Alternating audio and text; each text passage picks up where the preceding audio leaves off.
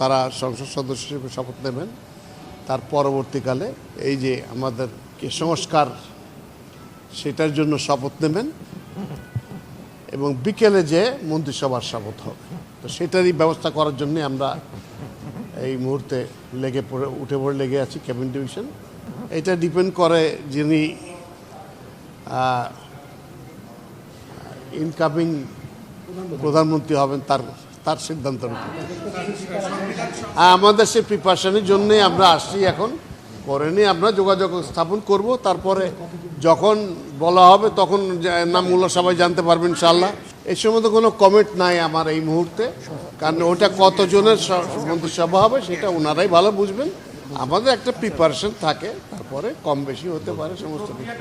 তালিকা পাওয়ার পরে তাদের জন্য যে অন্যান্য সাপোর্ট লাগে, একজন মন্ত্রী মহোদয় আসেন তার জন্য একজন গাড়ি লাগে, একজন দেহরক্ষী থাকেন, তার বাসস্থান কোথায় হবে সেগুলোর ব্যবস্থা করতে হয় এবং তার সুরক্ষার ব্যবস্থা করতে হয়, তার অফিসকে অ্যালার্ট করতে হয়, তার নিজস্ব যে সমস্ত অফিসার কর্মচারী কাজ করবেন তাদের নিয়োগের ব্যবস্থা করতে হয়। এই সমস্ত কিছু দেখতে হয়। অবশ্যই সরকার সবসময় প্রস্তুত থাকে, সরকার ফেল করে না।